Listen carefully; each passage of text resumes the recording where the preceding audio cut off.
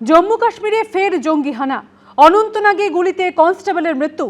লালচকে কর্তব্যরত হেড কনস্টেবলকে জঙ্গিদের গুলি, হাসপাতালে মৃত্যু হয় তার। মৃত আশিক হোসেন আইআরপি 3rd ব্যাটালিয়নে কর্মরত ছিলেন। জঙ্গি হামলার পরই উপত্যকা জুড়ে চিরুনি তল্লাশি শুরু পুলিশের। শ্রীনগর, অনন্তনাগ, বারামুলা, বদগাম, শোপিয়ানে চলছে জোর তল্লাশি। অন্তত 2500 জনকে আটক করে জিজ্ঞাসাবাদ পুলিশের।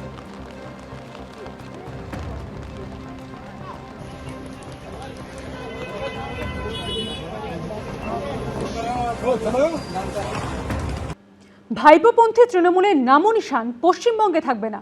বুধবার বিধানসভায় দাঁড়িয়ে এই ভাষাতেই আক্রমণ শানালেন মুখ্যমন্ত্রী শুভেন্দু অধিকারী। পাশাপাশি অভিষেক বন্দ্যোপাধ্যায়কে কার্যত তুলোধনা করলেন। বললেন, কি বলেছিলেন? ডিজে বাজাবেন? বাংলার লোক ডিজে বাজিয়ে দিয়েছে। পাল্টা জবাব দিয়েছে কালীঘাট তৃণমূল। এই ভাইপোপন্থী তৃণমূলের নাম নিশান পশ্চিমবঙ্গে থাকবে না। আমার দায়িত্ব। 21-এর মঞ্চ থেকে মুখ্যমন্ত্রীর নাম নিয়ে নিশানা করেছিলেন অভিষেক বন্দ্যোপাধ্যায়। সেই বক্তৃতার প্রসঙ্গ টেনে বিধানসভা থেকে ডায়মন্ড হারবারের সাংসদকে তুলোধনা করলেন মুখ্যমন্ত্রী শুভেন্দু অধিকারী। বিজেপি সরকার 21শে জুলাই আটকাতে পারলেন, শুভেন্দু অধিকারী 21শে জুলাই আটকাতে পারলেন, অমিত শাহ 21শে জুলাই আটকাতে পারলেন। ফলতার মতো দূরবীন লাগবে খুঁজতে, দূরবীন লাগবে। কালকে অনেক বড় বড় কথা বলেছেন, আয় শুভেন্দু অধিকারী, আয় অমিত শাহ। কি বলেছিলেন? ডিজে বাজাবেন। 4 তারিখে অমিত শাহ যেন রাজ্যে থাকে। ডিজে বাজিয়ে দিয়েছে বাংলার লোকেরা। অভিষেক বন্দ্যোপাধ্যায়ের উদ্দেশ্যে রীতিমতো চ্যালেঞ্জ ছুড়ে দিয়েছেন মুখ্যমন্ত্রী। এই সরকার ভদ্র আছে বলে না এখনো এরকম প্যান্টের পকেটে হাত ঢুকিয়ে ওই হিরো কায়দায় 2000 লোকের সামনে হাত নাড়তে নাড়তে আপনাকে আমি বলে গেলাম, ওই ছোড়াকে প্রতিষ্ঠিত চোর। ভিতরে থাকবেন কি বাইরে থাকবেন ভবিষ্যৎ বলবে। যেখানেই থাকুন ডায়মন্ড হারবারে লড়ুন। 40% মুসলিম ভোট আছে, তারপরেও আপনাকে যত ভোটে জিতেছেন তত ভোটে যদি হারাতে না পারি মিলিয়ে নেবেন আপনি।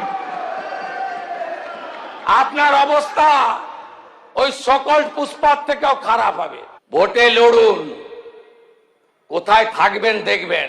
অভিষেক ব্যানার্জি হাউসের সদস্য নন, অথচ তাকে আক্রমণ করে বা তাকে লক্ষ্য করে যেভাবে মুখ্যমন্ত্রী ভাষণ দিয়েছেন, তো স্পিকারের তো উচিত একদিন জবাবি ভাষণ দিতে অভিষেক বন্দ্যোপাধ্যায়কে বিধানসভায় আমন্ত্রণ জানানো।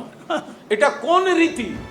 মঙ্গলে 21শে জুলাই ঋতব্রত শিবিরের মঞ্চ থেকে অভিষেক বন্দ্যোপাধ্যায়কে নিশানা করেছিলেন ফিরহাদ হাকিম।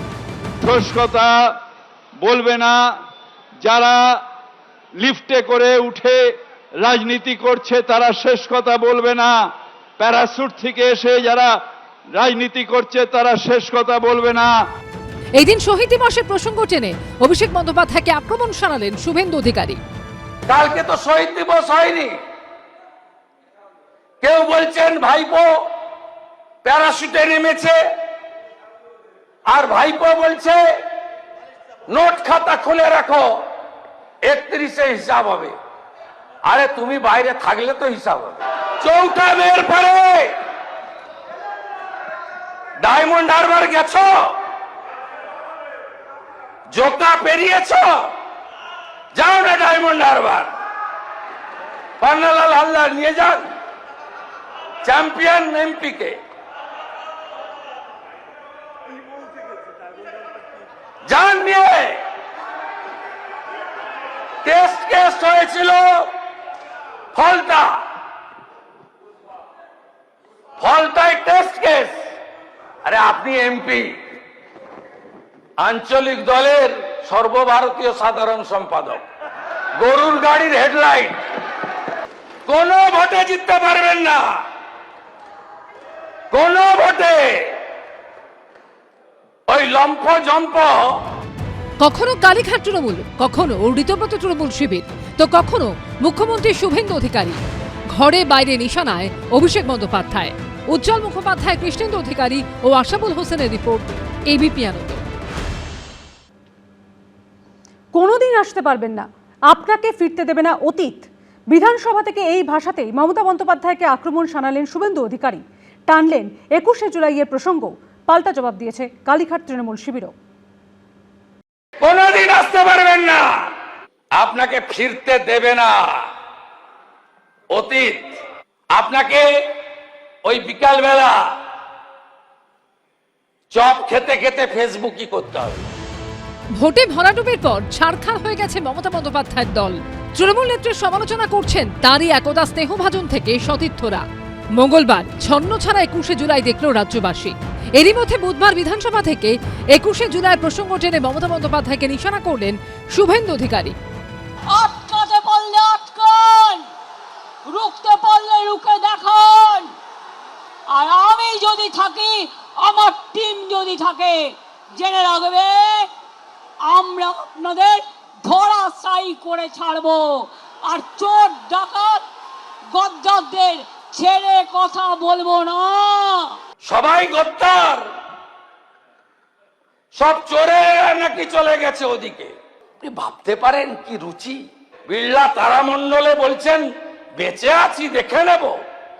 আরে বেঁচে থাকতে থাকতে প্রাক্তন হয়েছেন, বেঁচে থাকতে থাকতে আপনি যে প্রতিষ্ঠিত চোর এটা প্রমাণ করব।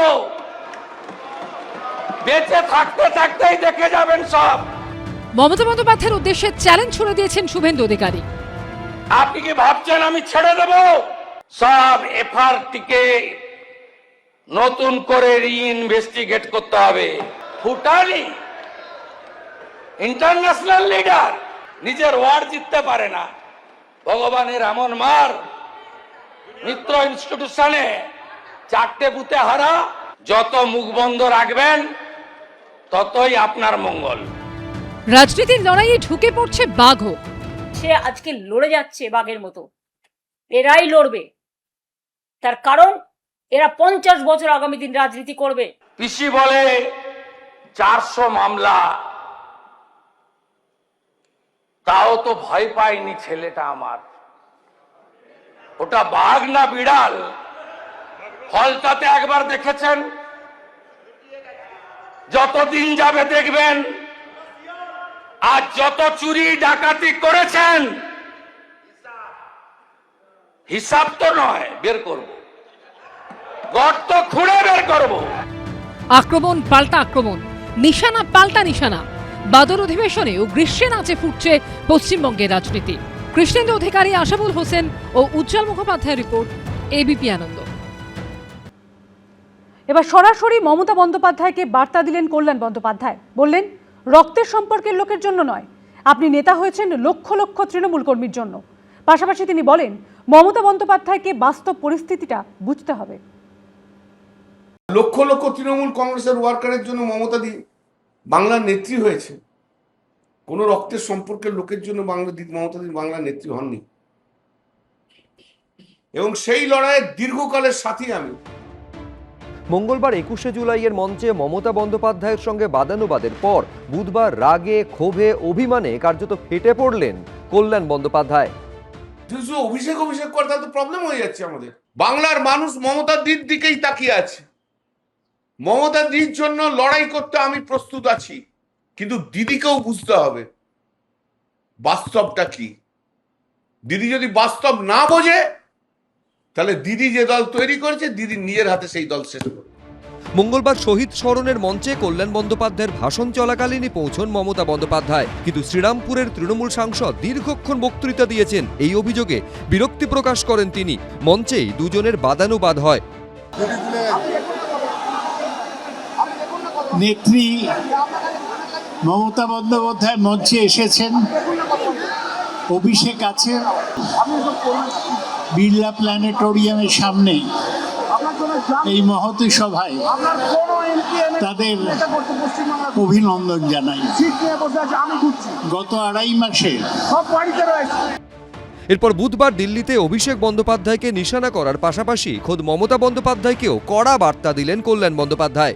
দিদির যদি মনে হয় অভিষেক এসে বসে আছে কেন, এটা যদি দিদির বিরক্তির কারণ হয়, তাহলে আমাদেরকে ছেড়ে দেওয়া ভালো, শুধু অভিষেক নিয়ে থাকুক দিদি। তাহলে 21শে জুলাইয়ের মঞ্চে মমতা বন্দ্যোপাধ্যায়ের সঙ্গে বাদানুবাদ নিয়েও নিজের অবস্থানে অনড় রয়েছেন কল্যাণ বন্দ্যোপাধ্যায়। কেউ তো কানের মধ্যে গুঁজেছে 1 ঘন্টা বক্তৃতা দিচ্ছে, আর দিদি এমনি এমনি করে ঘড়ি দেখালেই হবে। 1 ঘন্টা ধরে বলছে, 1 ঘন্টা ধরে বলছে, মেনে নেবো আমি দিদিকে ভালোবাসি, দিদিকে শ্রদ্ধা করি, দিদির জন্য সবকিছু করতে রাজি আছি, কিন্তু দিদিকেও রিজনেবল হতে হবে। মমতা বন্দ্যোপাধ্যায় দীর্ঘ দিনের সৈনিক, কল্যাণদার বক্তব্যের উপর আমি বাড়তি কোনো কথা বলবো না। সব মিলিয়ে কালীঘাট তৃণমূলে ক্ষোভের পাহাড় জমছেই। বিজেন্দ্র সিংহ, কৃষ্ণেন্দু অধিকারী, আশাবুল হোসেন, এবিপি আনন্দ। পুরনিয়োগ দুর্নীতি মামলায় ইডিতে হাজিরা দিলেন মদন মিত্রর ছেলে শুভরূপ। সূত্রের দাবি, ব্যাংকের নথিপত্র নিয়ে তিনি আসেন ইডির দফতরে। বেরোন প্রায় 9 ঘন্টা পর। বেরোনোর পর ক্যামেরার সামনে মুখ খুলতে চাননি শুভরূপ মিত্র। ঋতব্রত তৃণমূলের নাম লেখানো মদন মিত্রকে পুরনিয়োগ দুর্নীতির মামলায় ডেকে পাঠিয়েছে এনফোর্সমেন্ট ডিরেক্টরেট। 14 জুলাই তার স্ত্রী ও 2 ছেলেকে ইডি নোটিশ পাঠায়। পরদিনই শিবির বদলে ঋতব্রত তৃণমূলে চলে যান কামারহাটির বিধায়ক। ইডির তলবে বুধবার সিজিও কমপ্লেক্সে হাজিরা দেন মদন মিত্রর এক ছেলে। সূত্রের দাবি, ব্যাংকের নথিপত্র নিয়ে তিনি আসেন ইডির দফতরে। প্রায় 9 ঘন্টা পর ইডি অফিস থেকে বেরোন মদন মিত্রর ছেলে। যদিও বেরোনোর পর ক্যামেরার সামনে মুখ খুলতে চাননি তিনি। দাদা কি বলবেন, এত ঘন্টা এরা শেষে কি কথা হলো? দাদা অ্যাকাউন্ট নিয়ে কোনো কথা হয়েছে, ট্রানজাকশন নিয়ে বা কোনো কিছু নিয়ে? দাদা ইডির আধিকারিকরা কি সন্তুষ্ট আপনার উত্তরে? দাদা আমার বলেছে আমি নাকি বেআইনি চাকরি দিয়েছি পৌরসভায়। আমি তো কোনোদিন এরকম করিনি। আর পৌরসভায় আমি চাকরি দেবো কি করে? পৌরসভা তো আমার আন্ডারে নয়। পৌরসভার খাতাও আমি দেখি না, প্রশ্নও আমি করি না। পৌরসভার যারা কর্মকর্তা তারা রয়েছে, বাট আমার ডেকেছেন নিশ্চয়ই। ছেলেকেও তো আজকে পূর্ণ ফ্যামিলি ডেকে নিয়েছে, পুরো কর্পোরেশন। বিধানসভা ভোটে তৃণমূলের ভরাডুবির পর তৃণমূল যখন ভেঙে চুরমার, তখনও মমতা বন্দ্যোপাধ্যায়ের পাশেই ছিলেন মদন মিত্র। কিন্তু পুরনিয়োগ দুর্নীতি মামলায় স্ত্রী ও 2 ছেলেকে ইডির নোটিশের পরই রাতারাতি ছবিটা বদলে যায়। 14 জুলাই মদন মিত্রর স্ত্রী ও 2 ছেলেকে তলব করে নোটিশ পাঠায় ইডি। সেই রাতেই ঋতব্রত তৃণমূলের বিধায়ক সন্দীপন সাহার সঙ্গে দেখা করতে তার বাড়িতে পৌঁছে যান মদন মিত্র।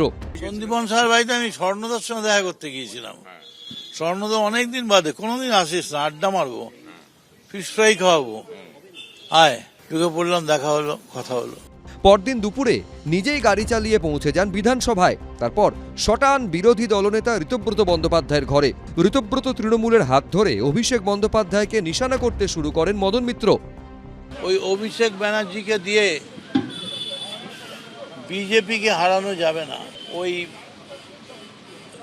হিটলারি কায়দায় প্লেন থেকে নেবে, কোমরে হাত দিয়ে 4 তারিখ দেখে নেব, হুইসেল বাজবে, এসব করে হবে না। মমতা বন্দ্যোপাধ্যায় দীর্ঘদিনের সঙ্গী মদন মিত্রকে 21শে জুলাইও দেখা যায় ঋতব্রত তৃণমূলের মঞ্চেই। সেখান থেকে মমতা বন্দ্যোপাধ্যায়কেও বার্তা দেন তিনি। আজকের এই 3 টুকরোর জন্য কে দায়ী? যদি হিম্মত থাকে মমতা বন্দ্যোপাধ্যায়, আপনি হেঁটে আসুন, একটা ডিমও পড়বে না, খালি বলবেন হ্যাঁ আমার ভুল হয়েছিল, আমি গান্ধারীর মতো পুত্র স্নেহে অন্ধ ছিলাম, আমার অন্যায় হয়েছিল, কেউ ডিম মারবে না।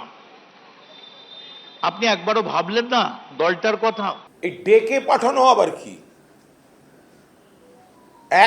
অ্যাকশন ডেকে পাঠাবে, চা খাবে। আমি মদনদা বলে বলছি না, মদনদা আমি কোনো ব্যক্তিগত আক্রমণ করছি না। এসব আইওয়াস ডেকে পাঠানোর কোনো মানে কি আছে? অভিযোগ থাকলে অ্যাকশন দেখবে লোকে। এই নিয়ে তীব্র কটাক্ষ করেছে বাম ও বিজেপি। মদন মিত্রর ছেলে এবং স্ত্রীকে সমন পাঠিয়েছে ইডি। ওরা যাবেন, দেখা করবেন। মদন মিত্র বলেছেন তিনি দেখা করবেন। ইডির সমন পাঠালো, এটা কোনো গুরুত্বপূর্ণ বিষয় নয়। মদন মিত্রকে সপরিবারে ডেকেছেন, আর 2 দিন পরে তো দুর্গা ঠাকুরকে সপরিবারে আমরা ডাকবো। মদন মিত্র কে যে তাকে সপরিবারে ডাকা যাবে না? আপনারা তো চিন্তিত কেন? মদনবাবু খুশি আছেন, তার বাড়ির সবাই খুশি আছেন, আপনাদের এত সমস্যা কি? ডাক পেয়েছেন, যাবেন, যদি না যান প্রশাসন ব্যবস্থা নেবেন। পুরনিয়োগ দুর্নীতি মামলায় গ্রেফতার হয়েছেন প্রাক্তন দমকল মন্ত্রী সুজিত বসু। এবার পুরনিয়োগ দুর্নীতির মামলায় মদন মিত্রকে ডেকেছে ইডি। আবির দত্ত, কৃষ্ণেন্দু অধিকারী, এবিপি আনন্দ। এবিপি আনন্দ, এগিয়ে থাকে, এগিয়ে রাখে।